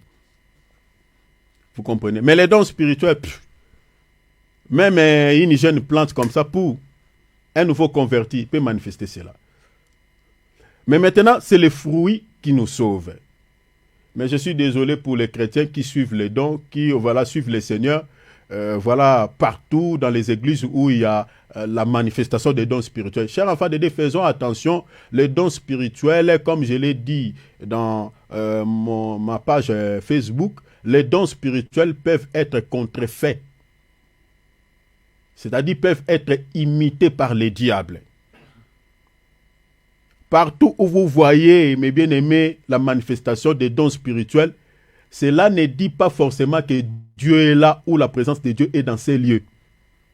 Ça peut être la présence de Satan parce que même dans la Bible, on a vu les gens manifester le don de révélation, manifester le don de puissance. Comme Simon le magicien. Il étonnait les gens de son époque par la puissance de Satan qu'il exerçait sur la vie des gens. Dans la Bible, on a fait même des délivrances, on a exorcisé les gens par la puissance de Satan. Délivrer les gens, si vous voulez. La femme qui avait fait monter l'esprit de Samuel, c'était par les dons de puissance, mais c'était par un esprit de Python. La puissance de Satan. Donc faisons attention, ne suivez pas le Seigneur à cause des dons. Partout où vous voyez la manifestation des dons de révélation, partout où vous voyez la manifestation des dons de puissance, les gens sont guéris, les gens témoignent. Cela ne dit pas forcément que Dieu est là. Parce que les dons spirituels décrits dans l'épître de 1 Corinthiens chapitre 12, les diables peuvent les reproduire autant. Faisons attention. On ne reconnaît pas une église du Seigneur Jésus, on ne reconnaît pas un vrai chrétien, mes bien-aimés, par les dons, mais par les fruits. Par les fruits. Les fruits du Saint-Esprit authentifient une vraie église, authentifient un vrai chrétien. Gardons cela, mes bien-aimés, retenons ça, c'est important. Les fruits sauvent, les dons ne sauvent pas. Jésus dit, n'avons-nous pas prophétisé à ton nom, don de révélation? N'avons-nous pas fait des miracles à ton nom, don de puissance? Le Seigneur dit, je leur dirai ouvertement, je ne vous ai jamais connu. Regardez, je ne vous ai jamais connu. Donc le Seigneur ne nous reconnaît pas quand on a les dons. Mais il nous connaît en tant que disciples lorsqu'on manifeste les fruits. Est-ce que vous avez vu ça? Le Seigneur dit, retirez-vous de moi, vous qui vivez dans l'iniquité. Donc c'est-à-dire, on peut avoir les dons spirituels, mais on vit confortablement dans les péchés. C'est ça. Mais il est impossible, mes bien-aimés, de manifester les fruits du Saint-Esprit et vivre dans l'iniquité. Impossible. Impossible. Vous voyez? Je vois mon frère David m'a envoyé. Est-ce que tu peux ouvrir mon micro, si tu peux me parler, s'il te plaît? J'ai vu un message. Oui, allez-y, mon frère. Ouais, j'ai dit, c'était pas les prophètes Michée, c'était pas les prophètes Jérémie, mais c'était les prophètes Michée qui étaient enfermés. Oui, le prophète Michée, il était emprisonné, mais le prophète Jérémie aussi. Lui aussi, il a été mis en prison. Marron, c'était le roi Akab qui avait mis Michée. Oui, Michée, C'est pas. il a été détenu par le roi Akab. Michée Mhm. aussi, à son époque, suite à une révélation qu'il avait donnée, il a été aussi mis en prison. Si tu veux, je te donnerai l'écriture. Un moment. D'accord? D'accord, d'accord. Même il a payé les champs tout en étant en prison. Lui, il était incarcéré dans la prison, mais il a pris une somme d'argent pour acheter les champs. Ah, là, moi, c'était juste le nom du roi. Parce que tu avais dit que c'était Akab qui avait mis Jérémie en prison. Par contre, c'était le roi Josaphat qui avait mis Jérémie en prison. C'était juste le nom du roi, c'est tout. Ah, d'accord. En fait, le roi d'Israël, parce qu'il y avait des rois dans le livre, un petit rappel pour ceux qui nous écoutent. En fait, dans ce livre de 1 roi chapitre 22, nous avons au moins des rois là-bas. Nous avons le roi Josaphat et puis le roi d'Israël. Maintenant, celui qui avait mis en détention Michée, c'était le roi d'Israël. Parce qu'il faut comprendre que l'Israël était subdivisé en deux royaumes. Le roi Josaphat dirigeait des tribus, c'est-à-dire Juda et Benjamin, et le roi d'Israël dirigeait les 10 tribus. Et c'est lui qui était l'époux au fait, de Jézabel et qui s'en foutait complètement de Dieu. Il aimait. Je crois que quand je parlerai sur des fausses doctrines, hein, parce que je parlerai des fausses doctrines, retenez ça, je mettrai un thème par rapport à ça, je parlerai des fausses doctrines, je toucherai cela. Alors, merci beaucoup mon frère David. Alors, vous voyez que, comme je disais que les fruits sauvent, donc nous devons s'attacher aux fruits. Arrêtez de vous tourner les regards ça et là, mes bien-aimés, suivre le Seigneur parce que vous avez, ah là-bas il y a les dons, ah cet homme de Dieu est puissant. Bien-aimés, attention. Attention, on reconnaît un vrai serviteur de Dieu lorsqu'il manifeste les fruits et non les dons. Un chrétien le reconnaît par les fruits et non par les dons. Alors, ici, c'était une parenthèse que j'ouvre, c'était important d'expliquer ces choses. Je retourne dans mon sujet. Je parlais de la foi. Alors, la première type de foi, deuxième type de foi, je parlais de la foi en tant que fruit. Cette fois, j'avais dit que c'est important pour un chrétien. J'avais épinglé 4 éléments, 4 facteurs. Le premier facteur que j'avais abordé par rapport à ces deuxième type de foi, c'est foi d'abord, nous aide à grandir et lié à notre croissance spirituelle. Les apôtres, ils ont demandé à Jésus, augmente-nous la foi. C'est une foi qui se développe. C'est une foi qui grandit. Vous comprenez? C'est une foi. Alors, cette foi nous aide aussi au moment des épreuves. Vous ne pouvez pas vaincre les épreuves. Vous ne pouvez pas surmonter, mes bien-aimés, les souffrances de la vie chrétienne si vous n'avez pas cette foi en tant que fruit. Voilà pourquoi l'apôtre Pierre dit, il faut que vous soyez attristés un peu de temps par des attristés par des différentes épreuves. Il dit l'épreuve de votre foi, vous comprenez?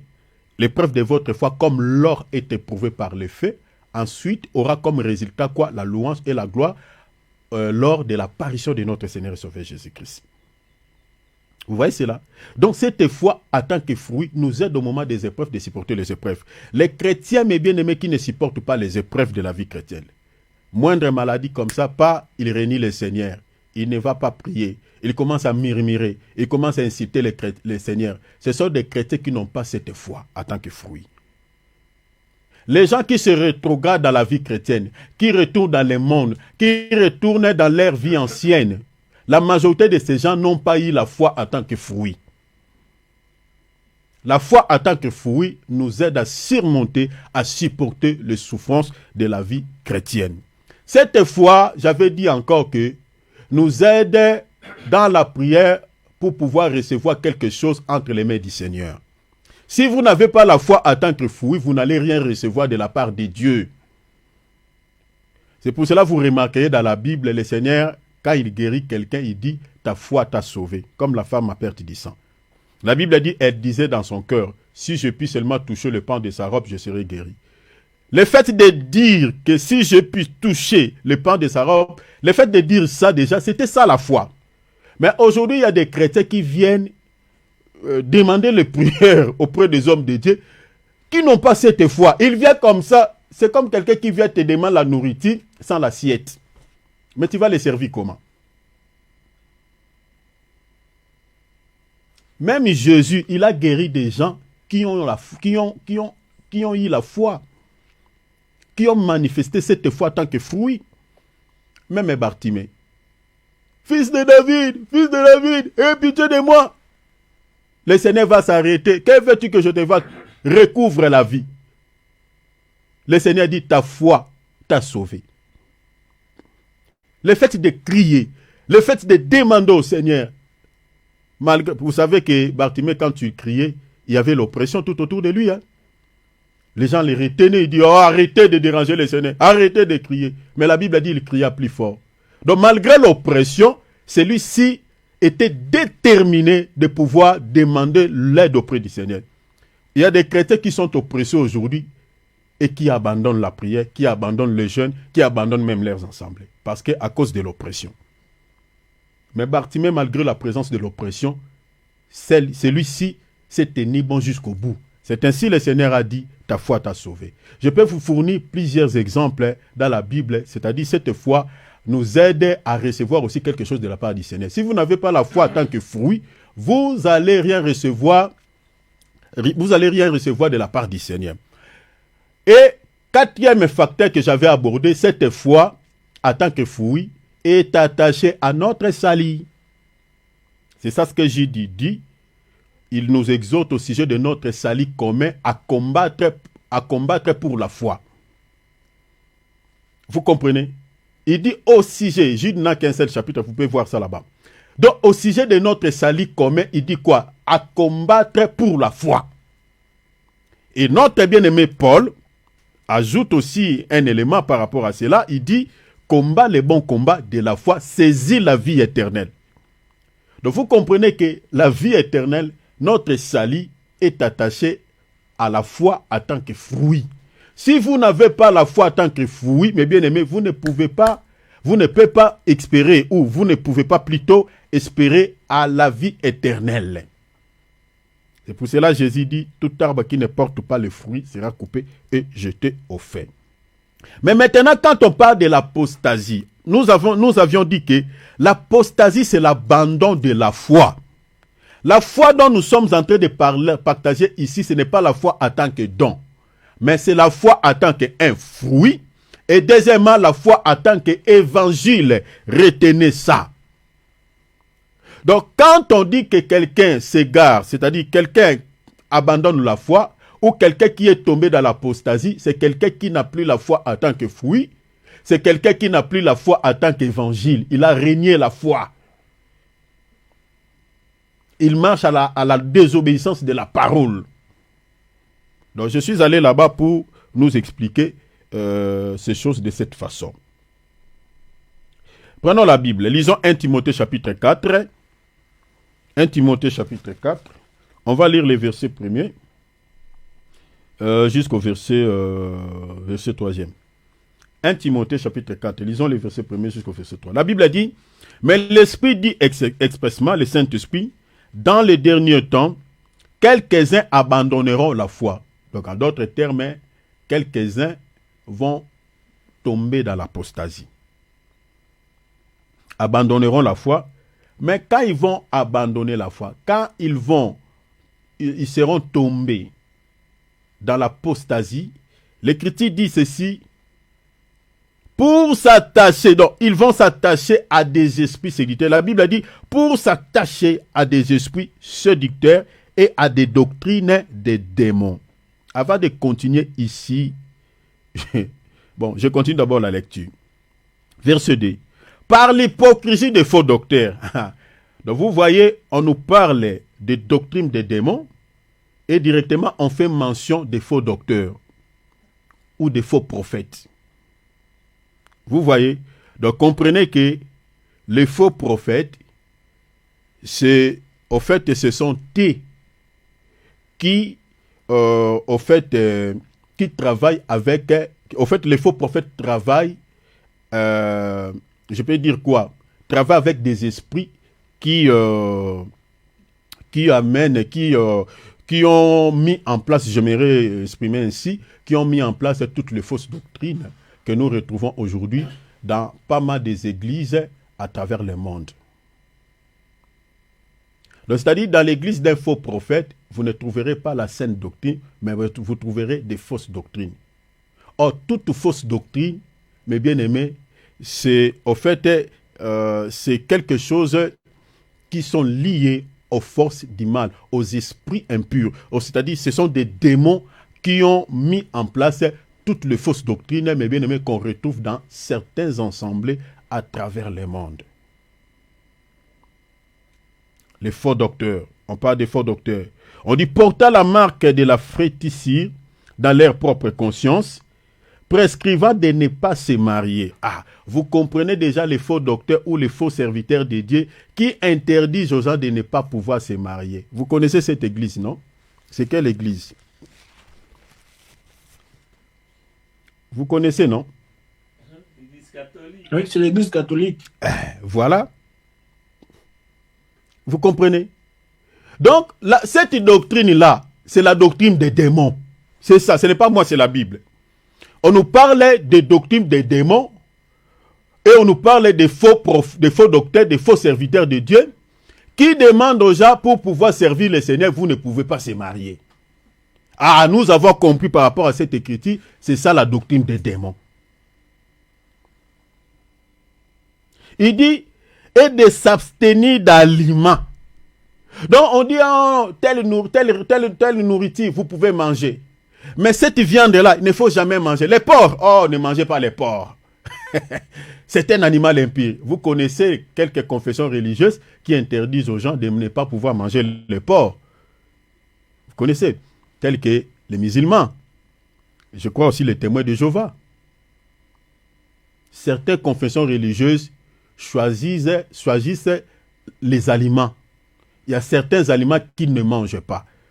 Comme les musulmans disent, et c'est impur. Vous comprenez maintenant ce que c'est cette... Dans la loi. Voilà. C'est les Mormons aussi, là. Les Mormons. Vous voyez? Donc, il dit non, certains aliments, il ne faut pas manger, vous allez devenir impur. Cette doctrine-là, la Bible dit quoi? Doctrine des démons. L'apôtre Paul dit quoi? Mangez tout ce qui se vend au marché. Mais prenez cela avec une action de grâce, c'est-à-dire la prière. Et puis ils disent quoi?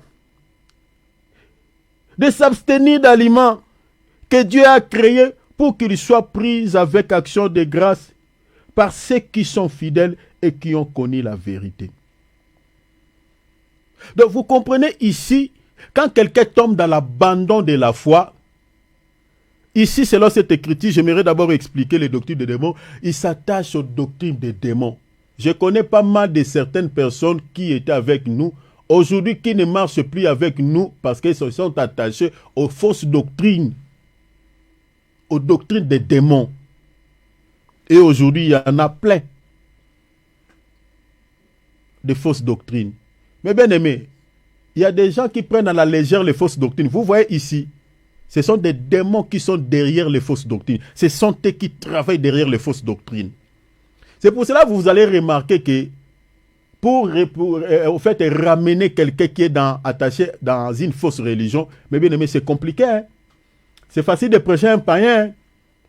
Mais ramener quelqu'un qui est enseigné d'une manière fausse ou qui est attaché aux fausses doctrines, mais bien aimé, ramener quelqu'un là dans les droits chemins, c'est compliqué. Nous, on a fait des débats avec certains témoins de Jéhovah, mais bien aimé. Un témoin de Jéhovah, vous savez qu'il se promène partout. Il toque partout, même chez les musulmans. Même chez les... Il est venu on l'a réussi. On commence à partager, Je me rappelle, on était un jour avec le bien-aimé Philippe. On a récupéré un témoin de Jéhovah. Parce qu'il voulait jouer avec mon frère un tout petit peu avec des versets bibliques. Quand je l'ai récupéré, mes bien-aimés, avec sa propre Bible, je l'ai mis par terre. Après, il me demande, toi, tu pries où? Il dit, tout ce que tu dis là, cette connaissance, toi, tu l'as eu ça où? Moi, je dis non, je suis seulement chrétien. Mais je lui ai seulement posé une question avec leur propre Bible. Je lui ai demandé, c'était au sujet de la divinité de Jésus-Christ. Je lui ai démontré que Jésus-Christ, c'est lui le Père, c'est lui le Dieu véritable. Lui, il dit non. Mais j'ai pris sa propre Bible et je l'ai démontré, mes bien-aimés, sans entrer dans la révélation, seulement dans les Écritures. Il n'avait plus quoi à dire.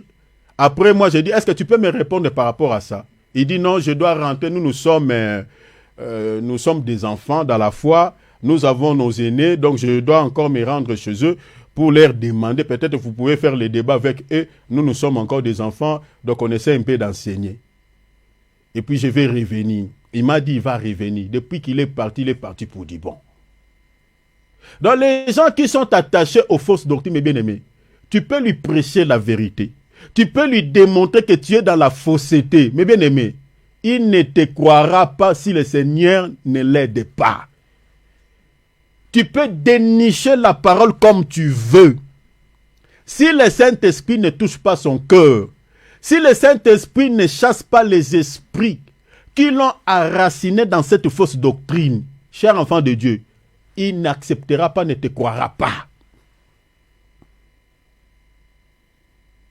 Tu vois, mon frère David, que quand vous prêchez, les gens qui sont attachés aux fausses doctrines, vous voyez, ce sont des démons qui travaillent derrière les fausses religions. Ce sont des démons qui travaillent derrière les faux prophètes. Ce sont des démons qui travaillent derrière toutes les fausses doctrines que nous trouvons dans certaines églises à travers le monde. C'est pour cela qu'il est difficile. Vous pouvez faire des débats de foi. Les débats s'arrêtent en poisson d'enquête. Pourquoi? Parce que vous n'arrivez pas à les convaincre, même selon les Écritures. Ils ont des théories, ça va vous fatiguer. Il y a certaines personnes, nous utilisons la même Bible. Mais ils sont en train de faire certaines choses, vous ne trouvez pas ça dans la Bible. Vous leur posez la question, vous dites, mais ce que vous êtes en train de faire, vous l'avez trouvé où? Parce que dans la Bible que nous lisons là, moi et toi, on ne les voit pas. Oh non, tu sais, tu vois, ils commencent à être, surtout les gens qui ont fait la théologie là, ah là là, ils commencent à t'expliquer les Grecs et l'hébreu. Il dit, tu vois ces mots-là, tout ça, les mots-là, apostasie, en grec veut dire apostasia. Il t'explique. Il dit, tu vois ces mots-là s'appellent maka. Maka en français veut dire. Donc il change tout. Et le débat devient dur. Surtout toi, tu ne connais pas, tu n'as pas fait la théologie directement, vous allez s'arrêter. Tout ça, il soutient. Et tu vois, tous ces arguments qu'il pousse viennent de l'ennemi. Parce que les fausses doctrines, mes bien-aimés, la Bible nous dit les doctrines des démons. Les doctrines des démons existent. Dans la Bible, nous avons ce qu'on appelle la sainte doctrine. Tout à l'heure, on va lire. Mais nous avons aussi les fausses doctrines, mes bien-aimés, qui sont inventées par les diables, qui sont inventées par des démons. On a vu Jésus lui-même baptiser les gens, par exemple, dans une eau qui coule. Nulle part dans la Bible, vous trouverez une mention de la Bible où on a baptisé quelqu'un dans une piscine ou dans un tonneau. Il n'y en a pas. Mais vous trouverez les gens qui confessent le même Jésus que vous, faire les baptêmes dans des tonneaux, dans des baignoires. Vous dites, mais vous avez pris ces modèles où? Après, on va vous expliquer l'hébreu et le grec. Tu vois, les baptêmes veut dire baptiso. Que le Seigneur nous aide. Baptiso veut dire immerger dans l'eau. Donc ça change tout ce qu'on voit dans la Bible. On dit que c'était dans un fleuve, dans le fleuve du Jourdain. Jean-Baptiste, il a fait le baptême là-bas. Jésus, il a fait le baptême. Les disciples ont baptisé là-bas. On retrouve même dans les Tanakh, Moïse, il a baptisé les gens par la mer. Dans la mer plutôt, dans la mer Rouge. Maintenant, vous baptisez les gens dans des... Vous avez pris ça où? Parce que ces modèles, on ne les voit pas même en Moïse, on ne les voit pas. Celui qui nous a amené l'ancienne alliance, celui qui est l'auteur de l'ancienne alliance, il a baptisé les gens dans une eau qui coule. Parce qu'une eau qui coule, il y a toute une explication sur le plan spirituel. Retenez, chers enfants de Dieu, tout ce qui est doctrinal, chers enfants de Dieu, il y a les esprits qui les accompagnent. Vous savez, quand on fait les services des baptêmes, là, si on respecte les modèles apostoliques, chers enfants de Dieu, il y a des anges de Dieu qui sont là, qui travaillent dans la vie de cette personne qui reçoit ses baptêmes selon les modèles des apôtres. Prenons le repas du Seigneur. Pourquoi aujourd'hui il y a des gens qui mangent le repas du Seigneur, mais qui sont toujours... Il y a des gens qui mangent cela, qui ne sont pas guéris, il n'y a pas la puissance. Il y a des gens qui mangent le repas du Seigneur et continuent à vivre dans le péché. Mais regardez, est-ce qu'on respecte vraiment les modèles selon les modèles apostoliques? Parce que selon la Bible, les repas du Seigneur faisaient beaucoup de bien dans la vie des gens.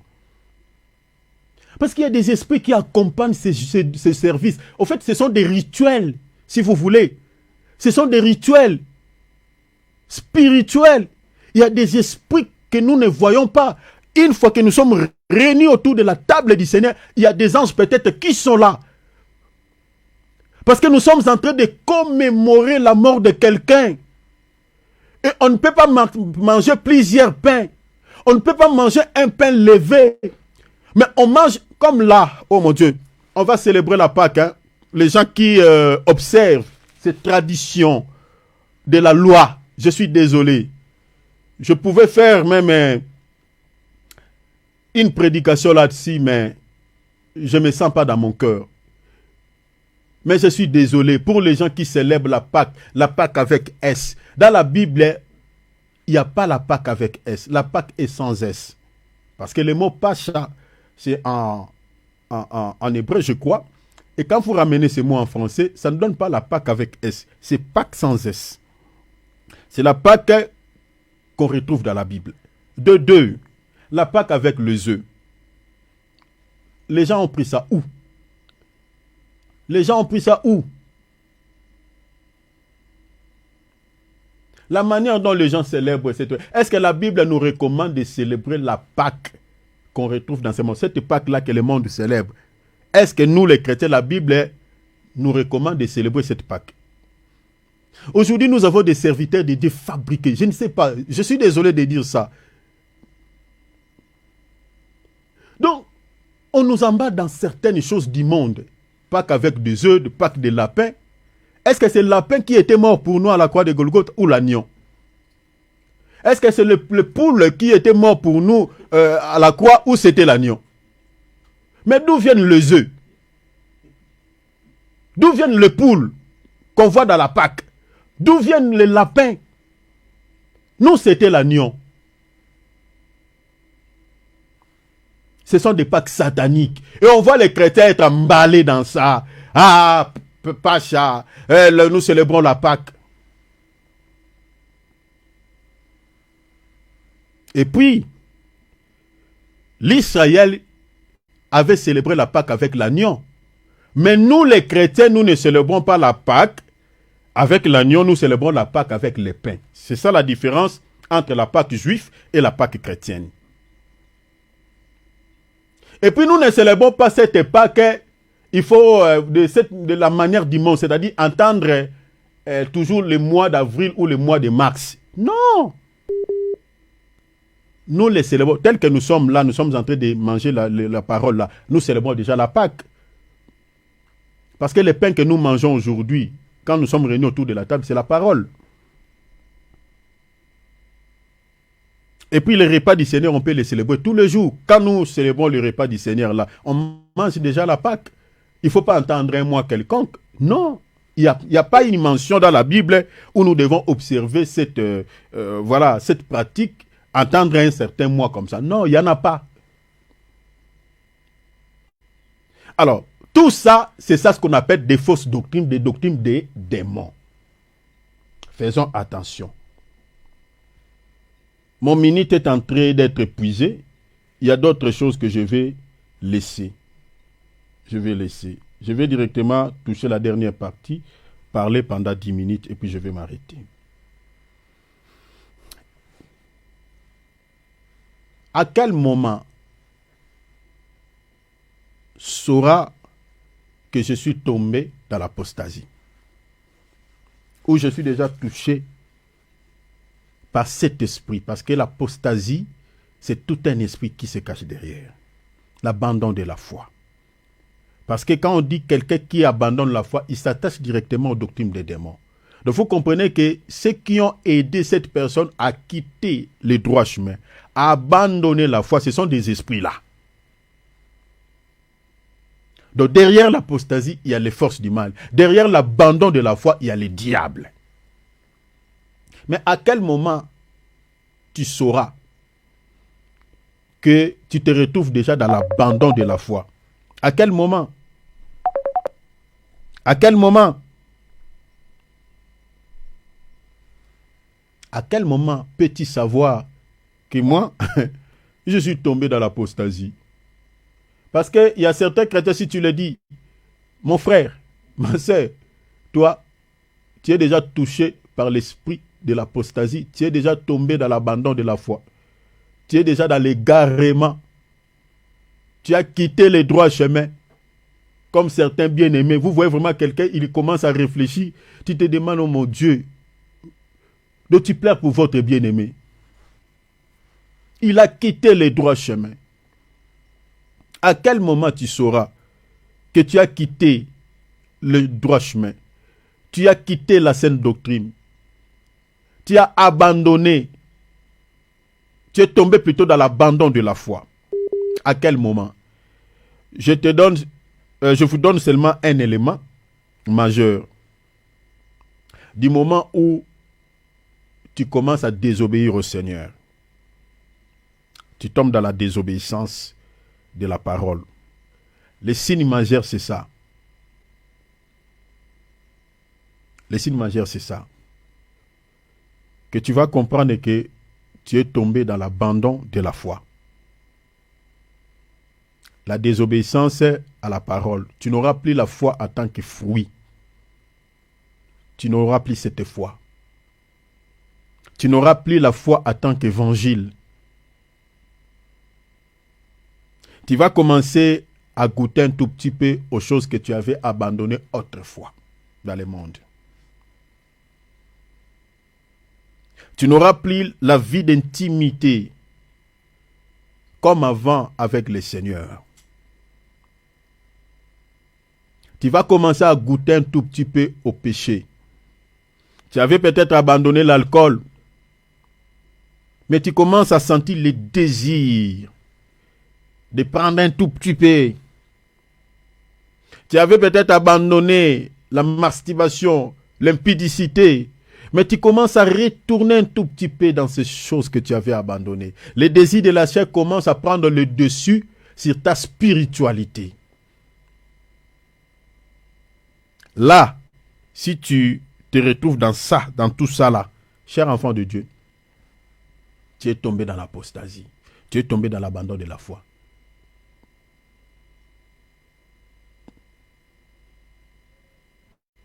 Tu commences à trouver le péché normal. Tu peux commettre un péché et ne pas pouvoir se repentir. Tu trouves ça normal. Normal. Ça, c'est ça ce qu'on appelle l'abandon de la foi. Les signes majeurs, je pouvais donner plusieurs signes, mais sinon on va prendre beaucoup de temps. Mais les signes majeurs, c'est la désobéissance envers Dieu, la désobéissance vis-à-vis de la parole du Seigneur.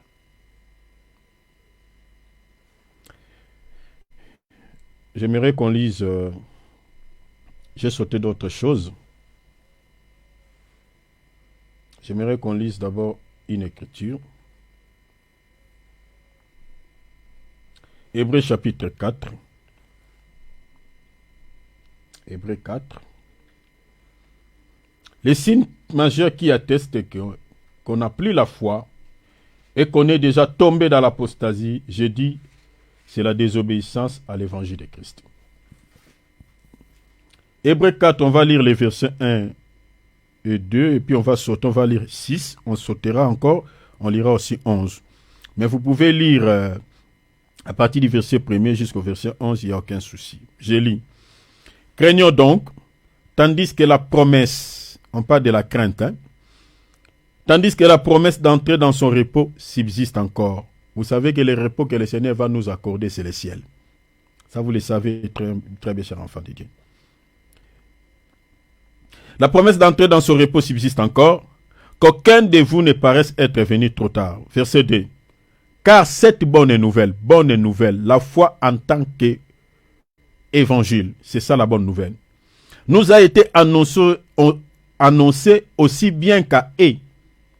Mais la parole ou l'évangile qui leur fit annoncer ne leur servit de rien. Ne leur servit de rien. Pourquoi? La Bible dit parce qu'elle ne trouva pas de la foi. De la foi. De la foi à ce qu'ils entendirent. La foi vient de ce que l'on entend et ce que l'on entend vient de la parole de Christ. Cette foi-là, c'est ça la foi en tant que fruit. Et cette foi est arrosée par la foi en tant qu'évangile. C'est la foi en tant qu'évangile qui arrose la foi en tant que fruit. Et quand on perd cette foi en tant que fruit, on tombe dans ce qu'on appelle l'apostasie. Je continue le verset 6. Or, puisqu'il est encore réservé à quelques-uns d'y entrer où? Au repos, au ciel, et que ceux à qui d'abord la promesse a été faite, donc c'est à qui, c'est là, ces fils d'Israël, les enfants d'Israël, à qui d'abord la promesse a été faite, n'y sont pas entrés. À cause de quoi? Au lieu que l'auteur de l'épître aux Hébreux dise, à cause du manque de la foi, il remplace manque de la foi par désobéissance, à cause de leur désobéissance. Or, dans le verset 2, on dit quoi? Parce que cette parole ne trouva pas la foi dans leur cœur, la raison pour laquelle ils ne sont pas entrés. Mais ici, on dit à cause de leur désobéissance. C'est-à-dire la désobéissance à l'évangile de Christ, c'est un signe qui atteste que celui-ci est tombé dans l'apostasie ou il est tombé dans l'abandon de la foi. Il a perdu la foi. Il est tombé dans l'égarement.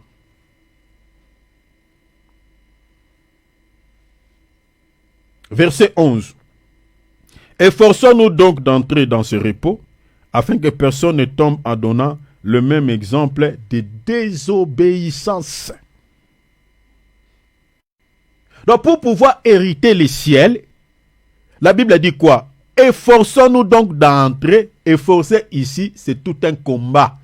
Comme je viens de dire, Jude dit, au sujet de notre salut commun, je nous exhorte à combattre pour la foi.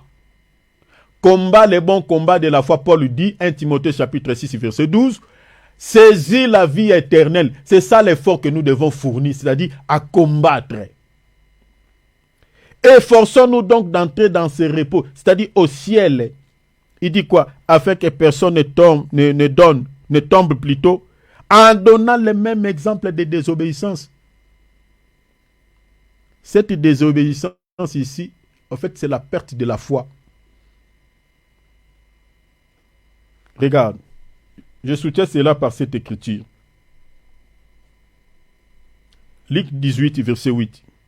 Le Seigneur dit ceci. Quand le Fils de l'homme viendra, trouvera-t-il la foi? Il viendra quand? Le jour de l'enlèvement. Mais quand il viendra chercher quoi? La foi. Et cette foi-là, c'est quel type de foi? La foi en tant que fruit. Il viendra nous chercher pour aller où? Au ciel. Maintenant, pour aller au ciel, l'auteur aux épîtres aux Hébreux, il dit quoi? Efforçons-nous donc d'entrer dans ce repos, mais ne pas tomber. Faites un effort de ne pas pouvoir tomber dans la désobéissance.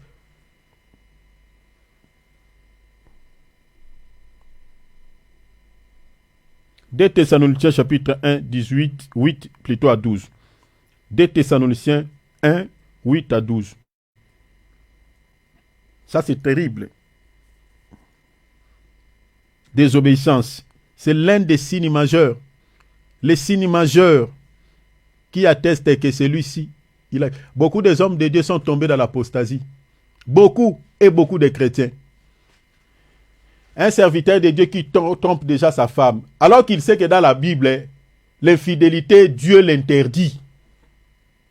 C'est quelqu'un qui est tombé dans l'apostasie. Il renie sa foi. Tu sais que dans la Bible, le Seigneur interdit ces choses-là.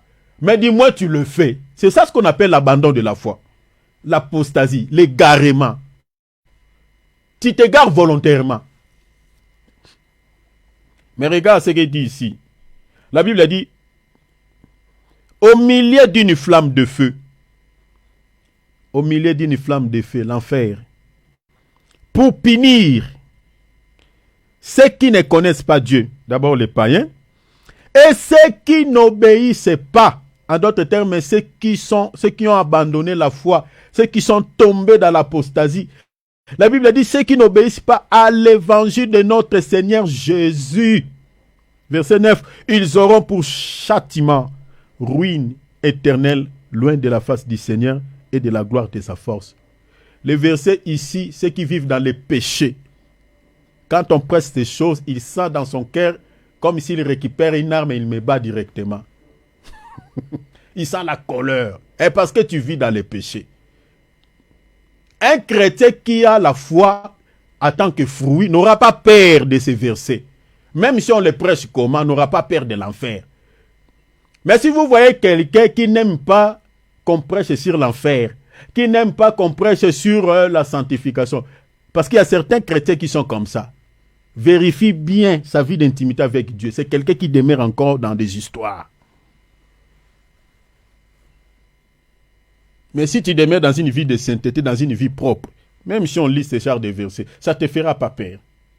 Parce que tu connais ta vie relationnelle avec Dieu. Mais si tu es encore dans des distractions, tu es encore dans la convoitise de la chair, tu te sentiras beaucoup de culpabilité quand on lit ce genre de versets. Et c'est bien de sentir la culpabilité, et je crois que ça ne peut être que la bonne culpabilité qui va te pousser à la repentance, au nom de Jésus. Parce que le but, que nous puissions aller à la repentance. Au milieu d'une flamme de feu, pour punir tous ces païens-là qui s'en fichent de Dieu, tous ces païens-là qui sèment des troubles ça et là, ces terroristes qui tuent les gens, toutes ces personnes-là qui ne connaissent pas Dieu, qui créent beaucoup de désordre dans ce monde, il y a un jugement qui les attend. Mais pas seulement eux. Et même un chrétien, tu fais un effort, oh mon Dieu. Quand je lis ce genre de versets, ça me fait mal. Toi, tu fais quand même un effort de suivre le Seigneur. Mais au lieu de garder la parole, au lieu de garder ta foi, au lieu de rester vraiment au pied du Seigneur, mais tu mets un pied dedans, des fois tu es dans le monde. Tu écoutes un tout petit peu la musique du monde. Des fois, si les gens ne sont pas là, tu danses tout seul. Tu danses un peu, nous les Congolais, on danse un peu la rumba. Ici en Europe, on danse un peu, voilà, les rock. Vous voyez un chrétien là, il chante tout seul. Mais quand il attend dans sa porte là-bas, on toc toc toc, il y a la sonnerie. Il arrête de chanter, il arrête de danser là, il remet ses vêtements, son vêtement sacerdotal. Il vous reçoit par une prière. Quand le Seigneur regarde, il dit, voilà, tout à l'heure là, tu dansais le rock. Tout à l'heure là, tu chantais cette nostalgie du monde. Maintenant, quand tu as vu tes bien-aimés sont venus te rendre visite, là, tu as arrêté de chanter. Le Seigneur dit, menteur, je t'attendrai le jour de l'enlèvement. Tu subiras le châtiment. Arrêtez d'être hypocrite. Arrêtez de tromper le Seigneur. Tu te trompes soi-même. Toi-même plutôt. Ceux qui n'obéissent pas à l'évangile de Christ, mes bien-aimés, toute désobéissance à la parole de Dieu, mes bien-aimés, ne restera pas impunie. Nous prêchons là, mes bien-aimés. Nous faisons des sacrifices. Vous savez combien de temps que nous prenons, mes bien-aimés, pour pouvoir préparer cet évangile, pour pouvoir vous servir. Mes bien-aimés, on fait des sacrifices. On fait des sacrifices. Il faut prendre le temps de méditer, il faut prendre le temps de prier. Maintenant, quand on prêche comme ça, les gens qui écoutent cette parole, au lieu de les mettre en application, au lieu de respecter cette parole, d'obéir à la parole de Dieu, d'obéir à Jésus, il y a des gens qui s'opposent. Il y a des gens qui résistent, qui continuent à vivre comme avant, comme ils étaient dans le monde. Nous avons fait notre part. Mais les gens qui n'obéissent pas à l'évangile de Christ, qui s'entêtent, il y a un jugement qui les attend. Et cette désobéissance est considérée comme étant l'apostasie, l'abandon de la foi. Et quand Jésus viendra, il viendra chercher qui ont la foi, comme nous avons lu tout à l'heure, Luc chapitre 18, verset 8. Notez ces deux versets. Galates chapitre 3, on va terminer par là. Galates chapitre 3, lisez à partir du verset 1er jusqu'au verset 5. Et puis notez Hébreux chapitre 6, verset 4 jusqu'au verset 6e. Nous allons terminer par là. L'apôtre Paul s'adresse aux chrétiens de Galatie. Comme moi je m'adresse à nous tous, même moi-même je suis dedans. Ô Galates, dépourvus de sens, qui vous a fasciné? Dans d'autres traductions, on dit qui vous a ensorcelé. Vous aux yeux de qui Jésus a été peint comme sacrifié. Voici seulement ce que je vais apprendre de vous. Et c'est par les œuvres de la loi. Remplacez les œuvres de la loi par les œuvres de la chair. Vous voyez? Il y a des chrétiens qui croient, qui pensent qu'ils seront sauvés par les œuvres. Certains chrétiens qui aiment servir Dieu, mais qui n'aiment pas, au fait, donner totalement leur cœur à Jésus. Nous avons pas mal de chrétiens comme ça. Cette maman-là, il aime balayer l'église. Elle est la première à venir à l'assemblée. Elle balaye, elle nettoie des chaises. Elle arrange, elle met tout en propre. Elle enlève un peu la poussière sur la chair. Elle arrange, voilà, les choses des chantres. Elle arrange toutes choses. Elle aime servir le Seigneur. Mais dans sa maison, impolie devant son mari. Dans sa maison, elle ne respecte pas son homme. Donc tu aimes servir, mais tu gardes ton cœur impur. Alors que la Bible dit quoi? Femme, soyez soumise à ton mari. J'ai expliqué plusieurs fois cette soumission. Ne dis pas que tu vas devenir esclave. Non. Parce qu'il y a des chrétiens, quand on dit un mot, directement il dit, selon l'encyclopédie, soumission veut dire esclave. Donc je dois être... Non, c'est pas ça. La soumission selon la Bible, c'est-à-dire, tu dois devoir du respect à ton mari en tant que ton chef. Parce que c'est le Seigneur qui l'a mis là. En tant que ton chef. Même s'il est païen, tu dois la respecter. Il n'y a aucun homme dans ce monde, une parenthèse, qui accepte que la femme puisse être au-dessus de sa tête. Aucun homme. Même si c'est toi qui le fais manger. Même si c'est toi qui fais tout. Il n'y a aucun homme. Au fait, c'est quelque chose que Dieu a placé dans l'homme. C'est dans l'esprit. C'est comme vous voulez que le lion devienne comme une antilope. Ça ne se fait pas. Qu'il soit comme une antilope. Le lion toujours rigide. Il a la royauté. Dieu l'a placé en lui. Il est créé comme ça. C'est ça l'homme. Si la femme se met à sa place, il y aura l'amour, il y aura l'harmonie dans les mariages. Mais quand on veut prendre l'émancipation, on l'amène ça dans les mariages, même dans les mariages chrétiens, ça devient compliqué. L'obéissance. Même toi, frère, qu'est-ce que le Seigneur te dit? Tu aimes chanter à l'église, tu aimes servir le Seigneur. Mais comment tu te comportes au sein de ta famille? Comment tu te comportes auprès de ta femme? Tu la maltraites? Tu l'insultes? Tu la traites comment? Des hommes infidèles, nous savons... Je suis désolé, je suis désolé. Quand je dis ces choses, ça me fait mal au cœur. Comme j'avais entendu un chrétien qui fait partie du collège des anciens, mais il y a un païen qui a témoigné au sujet de ces chrétiens que c'est quelqu'un qui trompe sa femme. On le trouve dans l'impudicité avec d'autres partenaires à l'extérieur. Alors qu'elle est mariée, elle a une charge à l'église. Il a une charge à l'église. Mais tu trompes qui? Oui, tu trompes ta femme. Mais est-ce que tu trompes aussi le Dieu que tu sers?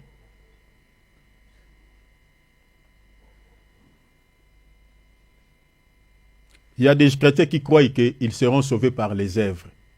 C'est ça ce que Paul dit. Voici seulement ce que je vais apprendre de vous. Et c'est par les œuvres de la loi, les œuvres charnelles, les œuvres que tu fais pour le Seigneur. L'apôtre Paul dit que vous avez reçu l'esprit. Maintenant il dit quoi? Ou par la prédication de la foi. L'évangile en tant que foi. Ou par la prédication de la foi. Êtes-vous tellement dépourvu de sens après avoir commencé par l'esprit? Il dit quoi? Voulez-vous maintenant finir par la chair? L'apôtre Paul pose la question et dit, avez-vous tant souffert en vain? Vous voyez, aujourd'hui là, nous sommes en train de faire beaucoup de sacrifices. Nous souffrons à cause de ces choses. Nous souffrons à cause de l'évangile. Des fois on nous insulte, des fois on nous méprise, des fois on reçoit toutes les attaques que vous connaissez à cause de l'évangile. Nous sommes des fois méprisés, humiliés. Et cette souffrance, nous sommes en train de l'endurer en vain. L'apôtre Paul dit, si toutefois c'est en vain. Verset 5. C'est lui qui vous a accordé l'esprit et qui opère des miracles parmi vous. Faut-il donc, par les œuvres de la loi ou les œuvres charnelles, les œuvres de la chair ou par la prédication de la foi? La prédication de la foi, c'est ça ce que l'apôtre Paul réclame ici. Ou l'évangile en tant que foi. L'évangile en tant que foi, comme je viens de dire. C'est ça ce que l'apôtre Paul réclame aux chrétiens de Galatie. Ils ont perdu. Ils s'attachent à la charnalité. Ils s'attachent aux œuvres de la chair. Je termine Hébreux 6,4 comme je l'ai dit. Car il est impossible que ceux qui ont goûté une fois, ceux qui ont été une fois plutôt éclairés, qui ont goûté les dons célestes, qui ont eu part au Saint-Esprit, verset 5, qui ont goûté la bonne parole de Dieu et les puissances du siècle à venir, verset 6, et qui sont tombés dans l'abandon de la foi, tombés dans l'apostasie, soit encore renouvelés et amenés à la repentance, puisqu'ils crucifient pour leur part les fils de Dieu et l'exposent à l'ignominie. C'est-à-dire, ils déshonorent le Seigneur, ils méprisent le Seigneur.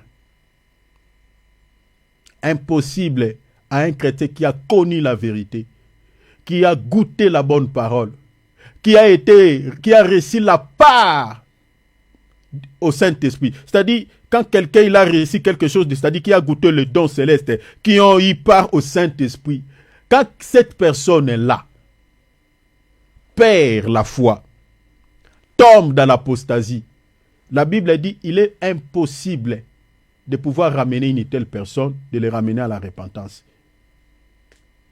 Chers enfants de Dieu, attachons-nous au Seigneur. Vous savez, parce que derrière l'apostasie, comme je viens de dire, il y a des esprits qui travaillent. Si tu tombes dedans, t'es ramené là, ça devient, il faut le Seigneur lui-même.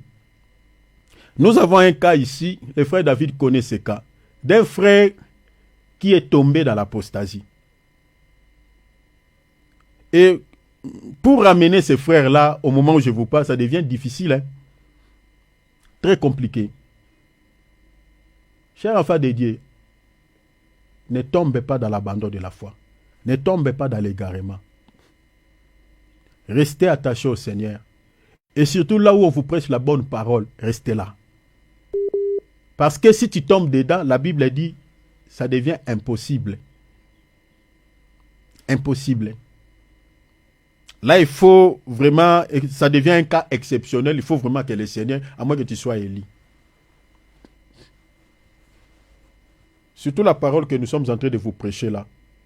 Tu rejettes toutes ces paroles pour, des raisons quelconques. C'est fini, hein. T'es ramené, ça devient dur. Ça devient compliqué. Parce que je sais que ça sera impossible, une mission impossible. Ah, votre frère là, Ah, il est tombé dans l'apostasie, il est tombé dans l'égarement, il commence à croire à telle chose, il commence à trouver ça normal.